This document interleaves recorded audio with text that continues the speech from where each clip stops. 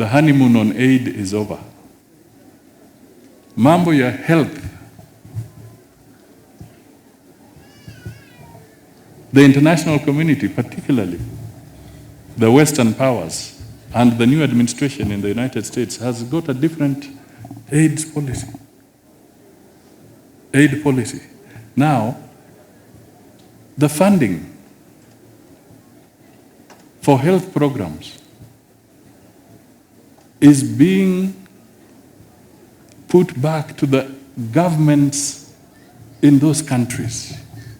Tuachane na kufikiri sasa mtu mwingine atakuja kufanya health programs zetu. Ni sisi wenyewe, the government of Kenya, the government of Uganda, the government of Tanzania, the government of where, you name those governments. Aid has come to a standstill. Now, we may have some challenges on the universal health care, which we must all collectively address, the ones that are here and there, just the way we are talking of challenges in the funding program where we need to address. We'll do that. But I want to ask you now,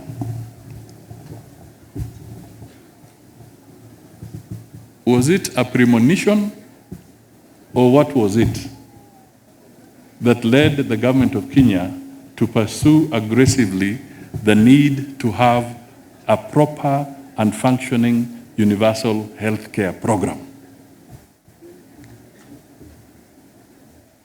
Now that aid is being cut, it's being removed, ladies and gentlemen, even if you don't like the government, but at least acknowledge one thing. There was foresight, they were planning ahead, because now we are in the area where aid has been cut. So who is going to care for the sick in Kenya? It is us. Because the international community has told us, ladies and gentlemen, we are not going to take care of your sick anymore. The sick in your countries must be taken care of by yourselves.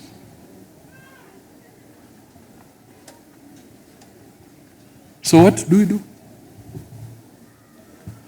Na mimi nazungumza hapa kwa sababu, kwa mfano, kwa aid program, AIDS and what have you. In Kenya, we have citizens who are affected, about 1.3 million Kenyans, and the government of Kenya funds about 60% of their program, and the international community was funding up to 40%. I only want to give the example of Kenya. I don't want to talk about other countries. There are others where they rely 100% on donor assistance.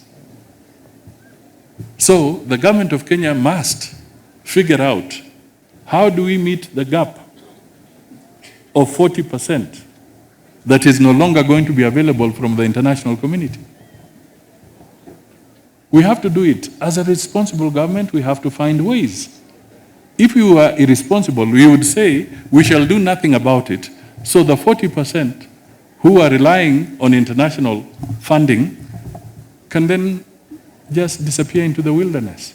A responsible government cannot do that. And the government of President William Ruto is a responsible government, and therefore, that is why you have a universal health care program, so that we can systematically find a way of catering for all Kenyans, irrespective of their station in life.